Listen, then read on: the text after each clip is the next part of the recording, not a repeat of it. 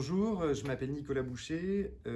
J'ai une pratique artistique de dessin et d'illustration. Sous le nom de List, je présente des accumulations de formes abstraites qui viennent de l'abstraction autour de la courbe et de la ligne. Je tends à faire des fresques et je travaille aussi sur l'accumulation avec du papier et du collage. Et j'ai une pratique aussi plus d'artiste plasticien sous le nom de Nicolas Audry, où je crée des objets appartenant à des marques mais un peu décalés et détournés. Je fais partie de l'association et je suis mandaté par l'association pour m'occuper de la direction artistique et de la sélection. L'Open Back, c'est un lieu qui regroupe une résidence et une galerie dans le 13e arrondissement.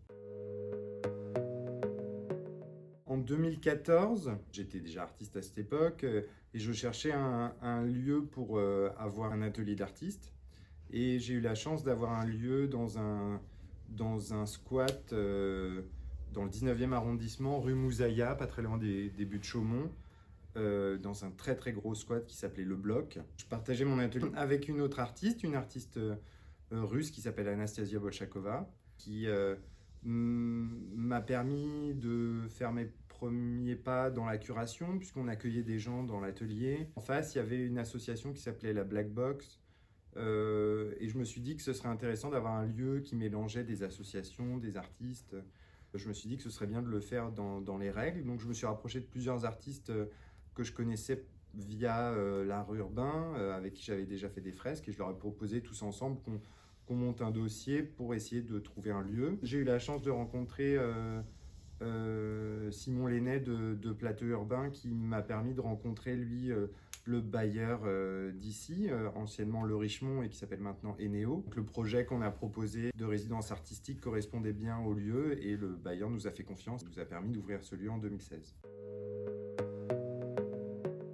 Nos objectifs, c'est combler la vacance de ce lieu qui serve à des artistes et de créer un lieu de résidence et d'atelier d'artistes, mais avec une sélection un peu poussée. Et pour ça, je pense que le lieu a vraiment atteint ses objectifs, puisque la sélection est très très bonne ici. Les gens s'entendent bien en plus. Il y a vraiment une cohérence dans la qualité des travaux des artistes qui sont présentés ici. Après, on avait l'objectif aussi d'utiliser un espace pour en faire une galerie et présenter un petit peu les travaux des artistes qui sont sur place et éventuellement d'autres artistes.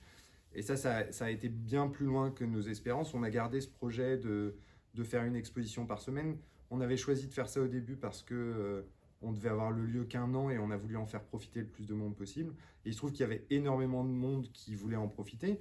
Donc c'est que la formule fonctionnait bien et maintenant on a fait près de 250 expos dans la galerie jusqu'à maintenant, avec de tout, des duos, des solo shows, des expositions collectives, de l'art, de l'artisanat, de la peinture, du dessin, de la sculpture. Et on a de très bons retours, autant du public qui est venu découvrir nos expos que des artistes qui ont pu participer. Dans l'association, je m'occupe particulièrement de la direction artistique et donc du choix des personnes qui rentrent en résidence et qui exposent dans la galerie. Après, ces choix, je ne les fais pas forcément tout seul. Je suis toujours entouré, ne serait-ce que parce que j'ai mon atelier au cœur de la résidence, dans un atelier partagé. Et donc, je partage toujours les choix et les sélections avec les autres artistes qui m'entourent, que j'ai sélectionnés et dont je cautionne le travail. Et après, je suis toujours entouré aussi de personnes, de bénévoles, de stagiaires, d'autres membres de l'association avec qui on réfléchit ensemble pour la sélection. La sélection, elle vient en petite partie d'un appel à candidature qu'on a sur Internet, mais après, elle vient en grande partie quand même soit du réseau interne du lieu et des gens qui ont déjà exposé. Et après, on utilise beaucoup Instagram pour pour faire la sélection et pour découvrir des nouveaux talents.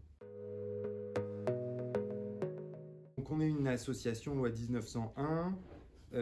Tous les membres de l'association sont bénévoles. Les seules personnes qu'on paye, on les paye sur facture. On a plein de prestataires qui viennent faire différentes activités pour l'association. Le fonctionnement de l'association, en fait, le modèle économique, il repose beaucoup sur la mise à disposition d'un lieu qu'on récupère en convention d'occupation précaire auprès d'un bailleur social. Donc c'est un lieu qu'on récupère moins cher que les prix du marché actuellement, mais sur une plus courte période. Et ensuite, on met en place un modèle économique en se disant, bah voilà, le lieu il coûte tant, les charges elles coûtent tant, pour l'asso ça coûte tant pour la communication, pour la direction artistique, pour le matériel dont on a besoin. Et ça nous permet d'estimer un prix qu'on propose aux artistes pour cette mise à disposition des espaces. Actuellement, à l'Open Back, les espaces y sont proposés à 21 € du mètre carré pour des espaces partagés et 23 € du mètre carré par mois pour des espaces en atelier fermés. Pour les expositions et les résidences d'été, les artistes, pour exposer dans la galerie, tout le monde doit être adhérent à l'association, c'est 30 € à l'année. Ça permet de participer au réseau de l'association, à la communication de l'association et de pouvoir participer aux différentes activités que propose l'association. Donc pour exposer, on demande d'être adhérent à l'association, on demande 25 € de participation aux frais pour la semaine et on prend 20% sur les ventes et on demande un chèque de caution de 200 €. Pour la partie résidence, les gens doivent être adhérents à l'association et c'est 50 € pour une semaine de résidence dans la galerie, donc lorsque la galerie est partagée à 6 personnes en même temps. Une galerie ne pourrait pas présenter les artistes qu'on propose sans investir énormément d'argent de base.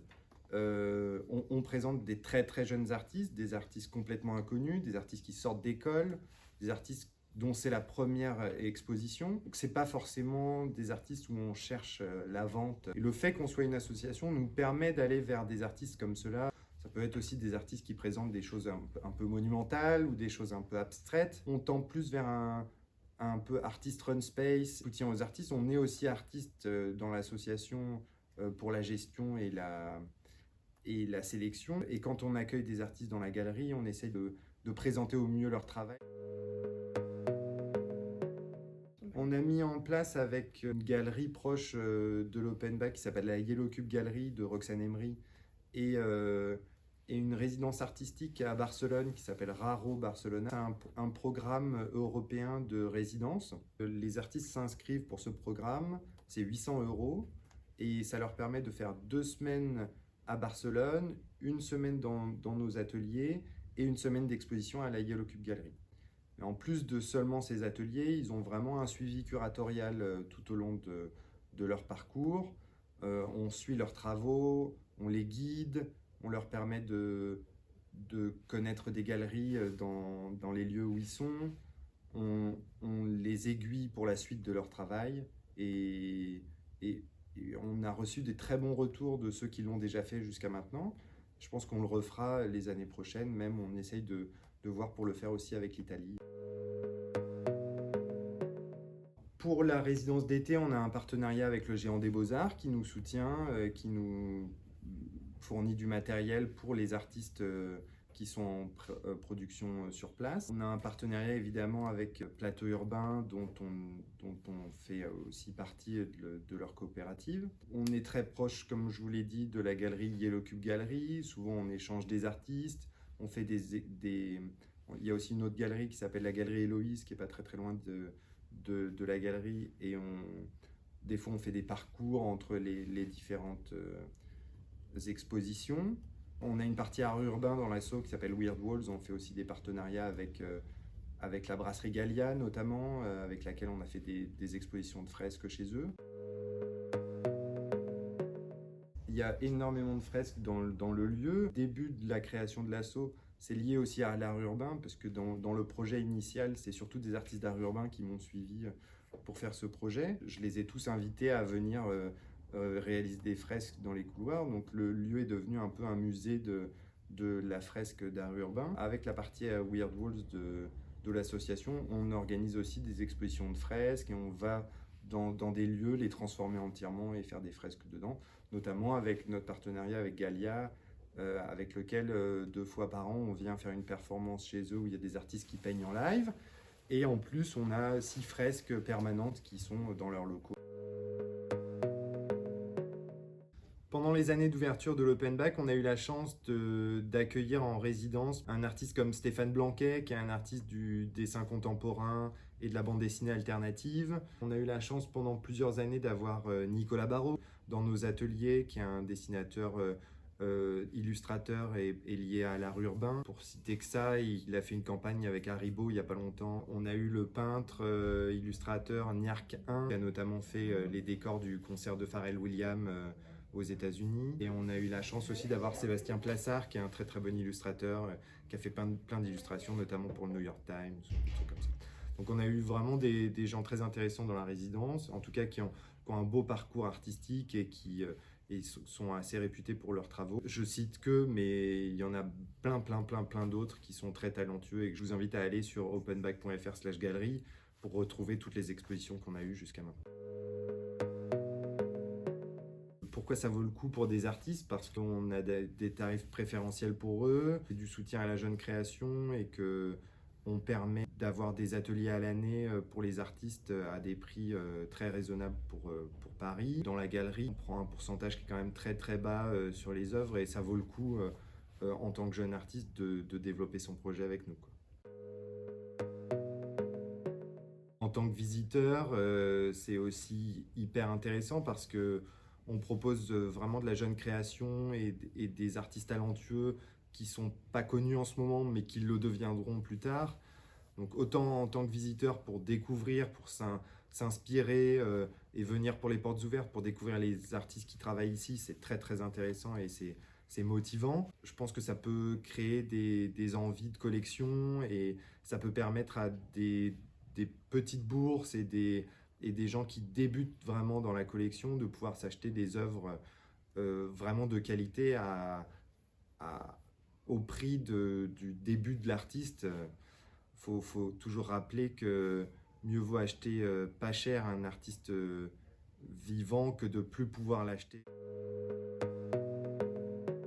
Vous pouvez retrouver la galerie et la résidence sur Instagram, sur Open Back Gallery et Open Back Résidence.